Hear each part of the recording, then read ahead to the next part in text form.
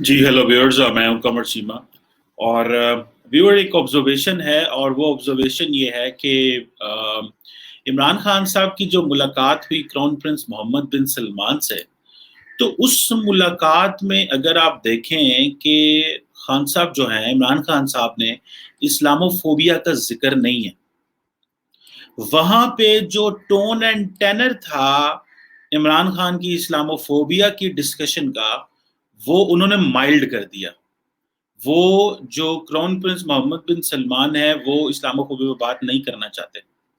इमरान खान साहब बात करना चाहते हैं।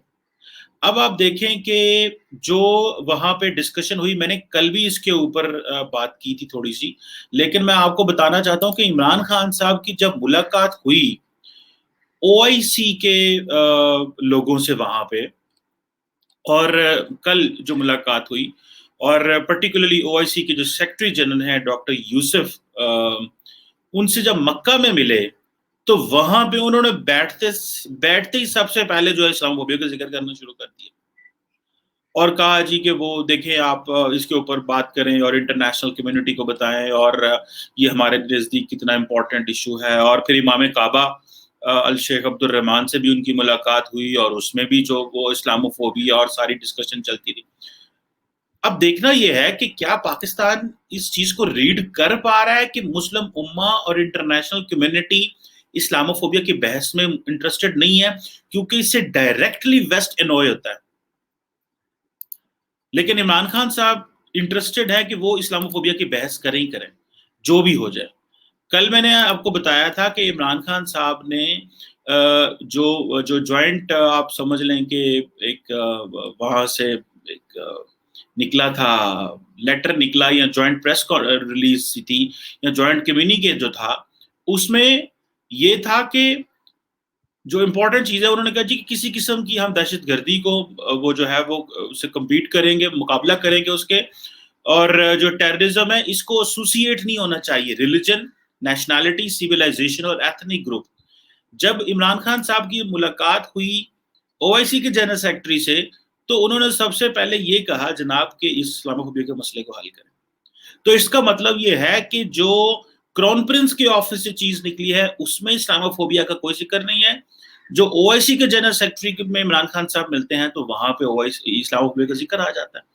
सो क्या इमरान खान साहब कंफ्यूज है, या इमरान खान साहब जो है वो डबल प्ले कर रहे हैं, या कि इमरान खान साहब की बात ही नहीं सुनी जा रही? ये दो तीन चीजों के अलावा तो कुछ भी नहीं हो सकता।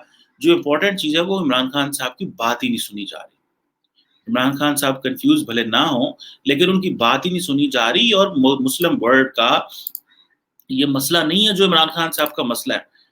इमरान खान साहब ने अननेसेसरीली एक नजरियाती बहस शुरू कर ली है मगरब के साथ, और मगरब को जानते हुए कि मैं वो रहते हैं वहां पे, उन्होंने एक ऐसी बहस शुरू कर ली जिसका सिर्फ और सिर्फ पाकिस्तान को फाइनेंशियल नुकसान होगा, हमारी एक्सेस कम होगी यूरोप में, वहां पे कारोबार में, बिजनेस में, जॉब्स में। और इन रिटर्न क्या होगा, दूसरे ममालिक की वहां एक्सेस ज्यादा बढ़ेगी, हमारे लोगों को वो लिफ्ट नहीं कराएंगे, हमें वो उस तरह वीजे नहीं देंगे जिस तरह हमारे लोगों, यंग लोगों को अपॉर्चुनिटीज चाहिए मगरब में। जब इस तरह के आप मगरब को टारगेट करेंगे, तो वो क्यों करके आपको कहेंगे कि भाई ये हमें आए वहां पे। जैसे मैंने अगले दिन एक वीडियो बनाई थी कि जर्मनी ने भी इस्लामिस्ट को, मिलिटेंट इस्लामिस्ट को बैन कर दिया। फ्रांस पहले कर रहा है, यूरोप पहले कर रहा है। यूरोपियन पॉलिटिशियंस को, पार्लियामेंटेरियंस को, पॉलिटिशियंस को इशू चाहिए होता है, और वो उन्होंने इशूज ठीक पकड़ लिए हैं कि भाई ये जो इस्लामिस्ट है और ये इस्लामोफोबिया है, ये मुसलमान जो है यहाँ पे बैठ के हालात खराब कर रहे हैं, वो उसको टफ टाइम देंगे। सो हमें ये देखना है कि 1.5 बिलियन मुसलमान जो इस दुनिया में मौजूद, कुर्रे अर्ज में मौजूद हैं, उनका क्या मसला क्या है। क्या उनका मसला इस चीज को, इस्लामोफोबिया को डील करना है, या आज के दौर में हमारा सबसे ज्यादा जो प्राइमरी फोकस होना चाहिए वो कनेक्टिविटी होनी चाहिए, ग्रोथ होनी चाहिए, बिजनेस होना चाहिए, डेवलपमेंट होनी चाहिए। और इमरान खान साहब को इस चीज का पता भी है कि सुनने को कोई तैयार नहीं है उनकी बात, लेकिन फिर भी करी जा रहे हैं, और उनको शायद इस चीज का अंदाजा नहीं हो रहा कि वो मुल्क को कितना नुकसान पहुंचा रहे हैं। وہ ملک کو کتنا نقصان پہنچا رہے ہیں کہ ابھی وہاں بیٹھے ہوئے انہوں نے مسجد اقصی اور جو کچھ ہو رہا ہے وہاں بھی اسرائیلی کر رہے ہیں. ٹھیک ہے, بولنا چاہیے, ظلم جہاں پہ بھی ہو بولنا چاہیے, لیکن یہ جو چیز ہے کہ اسلاموفوبیا کو ان کی بات نہیں مانی جا رہی, اس کو کون ایڈریس کرے گا؟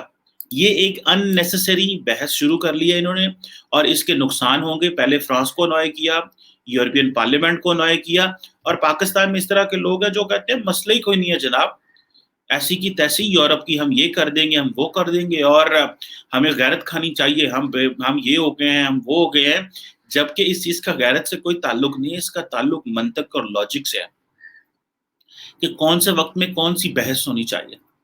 کیا آج کے وقت میں ہمیں یہ سوٹ کرتا ہے جب ہمارے بچے جو ہیں, ہم تو یہ کہہ رہے ہیں کہ ابھی تو ہم نے دہشت گردی کی جنگ لڑی ہے, اور دہشت گردی کی جنگ لڑنے کے بعد ہمیں لوگ مانتے نہیں ہیں ہماری دہشت گردی کی جنگ کو.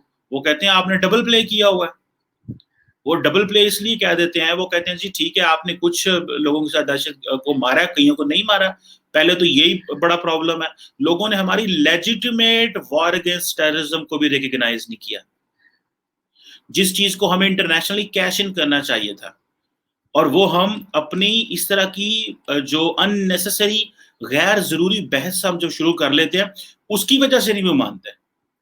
اور اگر دوسری بات میں اکثر کہتا رہتا ہوں کہ دہشت گردی کی جنگ تو لڑ لی, ایکسٹریمزم کے خلاف جنگ کس نے لڑنی ہے؟ وہ بھی تو آپ کے ملک کے اندر بھری پڑی ہے.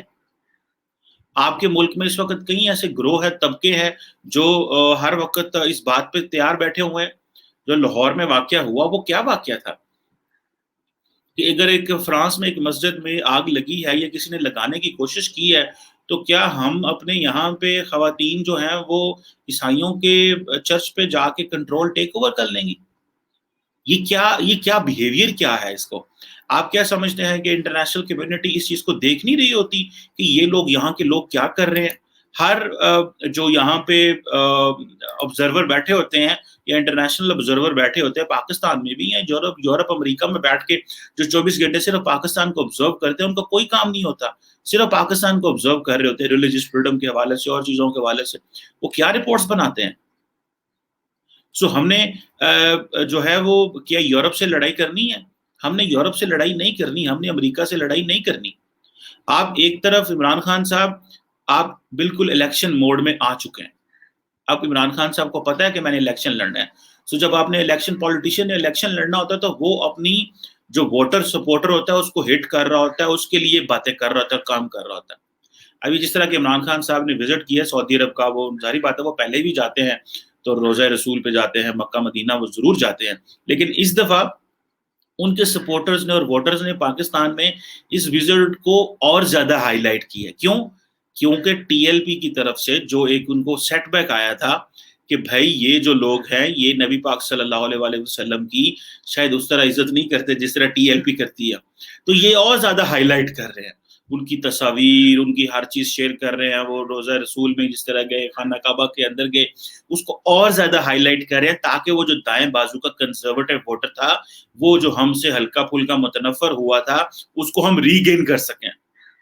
اور سب نے جا کے وہاں پہ اپنی تصویریں کھنچوائیں ساری کی.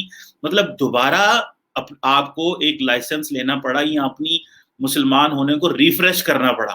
دیٹ از واٹ آپ کا جو ووٹر بیس ہے یہ سپورٹر کرتا ہے آپ کے ساتھ. اور یہ چیزیں ہیں جو میرا خیال ہے کہ ہمیں یہ پولیٹیشین مشکل حالات میں اس طرح کرتے ہیں.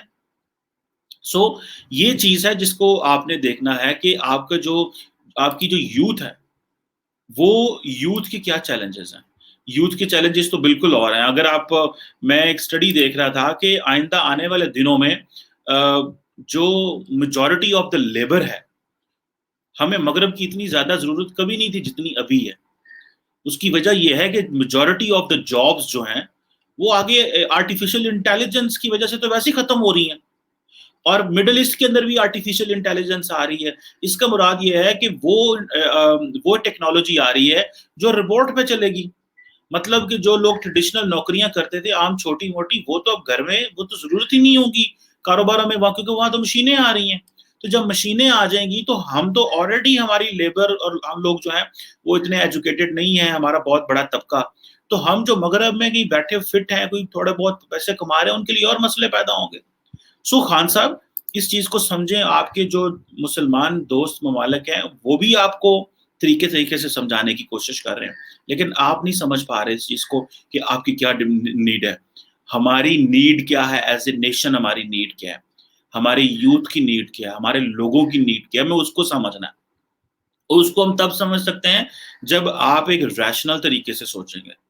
اور اکثر میں یہ بات کرتا ہوتا ہوں کہ دا مومنٹ آپ 50 سال سے اوپر چلے جاتے ہیں تو آپ کے اندر وہ ایک اور بڑا ایک انسان جاگ جاتا ہے, جس کے اندر ایک بہت بڑی یہ فیلنگ ہوتی ہے کہ نہیں, میں نے ہر لحاظ سے جو ہے نا وہ مذہب کو بہت زیادہ پروموٹ کرنا ہے. مذہب انسان کا ایک انڈیویجول چیز تو ضرور ہے, الحمدللہ ہم سب مسلمان ہیں, لیکن اس کو اس طریقے سے ہائی لائٹ کریں کہ آپ کا جو نیشنل انٹرسٹ ہے, جو ہمارے لوگ ہیں, ان کی مغرب سے کلیش بھی نہ ہو.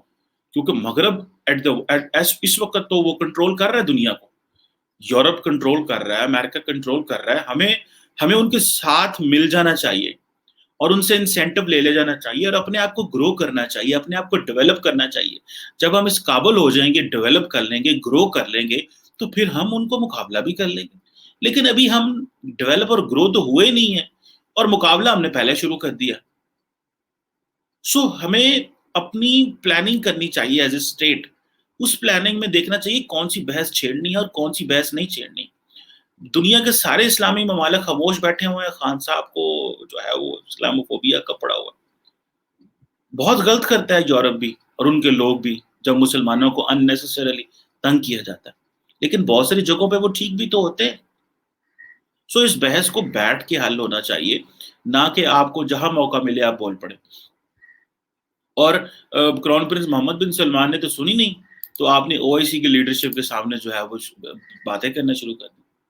یہ ہے وہ ڈفرنس. اگر آپ اس ڈفرنس کو سمجھ رہے ہیں تو ٹھیک ہے, اگر آپ نہیں سمجھ رہے اور آپ نے اپنی آنکھیں بند کی ہوئی ہیں تو دیٹ از یور چوائس.